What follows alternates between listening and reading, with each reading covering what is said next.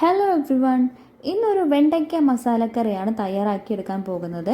വളരെ എളുപ്പത്തിൽ കുറഞ്ഞ ചേരുവകൾ മാത്രം ചേർത്തുകൊണ്ടാണ് ഞാൻ ഈ മസാലക്കറി തയ്യാറാക്കിയെടുക്കുന്നത്. അപ്പോൾ നമുക്കിന്ന് തയ്യാറാക്കി നോക്കാം. അതിനായി ഞാനൊരു പാനിലോട്ട് കുറച്ച് വെളിച്ചെണ്ണ ഒഴിച്ചൊന്ന് ചൂടാക്കിയെടുക്കുന്നുണ്ട്. ഇനി ഇതിലേക്ക് ഒരു മീഡിയം സൈസിൽ കട്ട് ചെയ്തിട്ടുള്ള വെണ്ട നമുക്ക് ചേർത്ത് കൊടുക്കാം. ഇളം വെണ്ടകളാണ് ഈ മസാലക്കറിക്ക് ഏറ്റവും നല്ലത്. വെണ്ടയൊക്കെ നന്നായിട്ടൊന്ന് നമുക്ക് വഴറ്റിയെടുക്കാം കേട്ടോ. ഇനി ഇതിലേക്ക് 1/4 ടീസ്പൂൺ മഞ്ഞൾപ്പൊടി, 1/4 ടീസ്പൂൺ ഉപ്പ് എന്നിവ ചേർത്തതിന് ശേഷം ഏകദേശം ഒരു മീഡിയം ഫ്ലെയിമിലിട്ട് നന്നായിട്ടൊന്ന് വഴറ്റിയെടുക്കാം. ഏകദേശം ഒന്ന് പാകമായിട്ടുണ്ട്. ഇനി നമുക്ക് ഈ വെണ്ടയ്ക്ക വേറൊരു പാത്രത്തിലോട്ട് മാറ്റി വയ്ക്കാം. ഇനി ഇതേ പാനിലോട്ട് തന്നെ നമുക്ക് കുറച്ച് വെളിച്ചെണ്ണ കൂടെ ചേർത്ത് കൊടുക്കാം. വെളിച്ചെണ്ണയൊക്കെ ഏകദേശം ചൂടായതിനു ശേഷം കുറച്ച് നല്ല ജീരകം കൂടെ ചേർത്ത് കൊടുത്തിട്ട് നന്നായിട്ടൊന്ന് റോസ്റ്റ് ചെയ്തെടുക്കാം.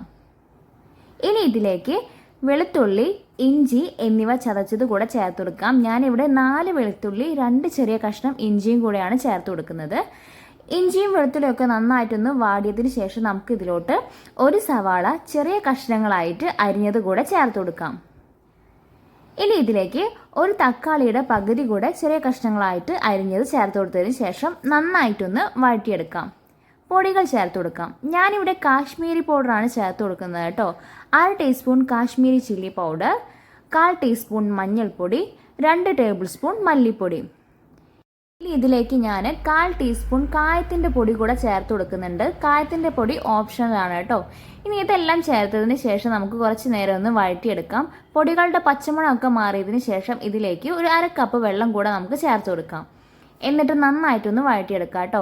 ഇനി ഇതിലേക്ക് നമുക്ക് ആവശ്യത്തിനുള്ള ഉപ്പും കൂടെ ചേർത്ത് കൊടുക്കാം. എന്നിട്ട് കുറച്ച് നേരം ഒന്ന് മീഡിയം ഫ്ലെയിമിലിട്ടൊന്ന് വേവിച്ചെടുക്കാം. ഏകദേശമൊക്കെ നന്നായിട്ടൊന്ന് തിള വരുന്നുണ്ട്. ഏകദേശം നന്നായിട്ടൊന്ന് കുറുകിയിട്ടുണ്ട് കേട്ടോ. ഇനി നമുക്ക് ഇതിലോട്ടൊരു 1/2 കപ്പ് തൈര് കൂടെ ചേർത്ത് കൊടുക്കാം. തൈരെല്ലാം ചേർത്തതിന് ശേഷം നന്നായിട്ടൊന്ന് മിക്സ് ചെയ്ത് കൊടുക്കാം കേട്ടോ. എന്നിട്ട് മീഡിയം ഫ്ലെയിമിലിട്ട് തന്നെ നന്നായിട്ടൊന്ന് വഴറ്റിയെടുക്കാം. തിളയൊക്കെ വന്നതിന് ശേഷം നമ്മൾ നേരത്തെ വഴറ്റി വെച്ചിരിക്കുന്ന വെണ്ടയുടെ കഷ്ണങ്ങൾ കൂടെ ഇതിലോട്ട് ഇട്ട് കൊടുക്കാം. ഇനി ഇത് നന്നായിട്ടൊന്ന് മിക്സ് ചെയ്തെടുക്കാം. ഏകദേശം പാകമായിട്ടുണ്ട്. മസാലയൊക്കെ ഒന്ന് കുറുകി വന്നിട്ടുണ്ട്. ഇനി ഇതിന് മുകളിലായിട്ട് നമുക്ക് കുറച്ച് കരിവേപ്പിലയും മല്ലിയിലയും കൂടെ ചേർത്ത് കൊടുക്കാം. ആവശ്യത്തിന് പച്ച വെളിച്ചെണ്ണ കൂടെ ഇതിന് മുകളിലായിട്ട് നമുക്ക് ഒഴിച്ചു കൊടുക്കാം കേട്ടോ. അപ്പോൾ നമ്മുടെ വെണ്ടയ്ക്ക മസാലക്കറി ഇവിടെ തയ്യാറായിട്ടുണ്ട് കേട്ടോ. ഈ ഒരു മസാലക്കറി മാത്രം മതി നമുക്ക് ചോറ് കഴിക്കാൻ. ചോറിന് മാത്രമല്ല ചപ്പാത്തിയുടെ കൂടെയും കഴിക്കാൻ പറ്റുന്ന നല്ലൊരു അസൽ റെസിപ്പി കൂടെയാണ് കേട്ടോ ഈ വെണ്ടയ്ക്ക മസാലക്കറി.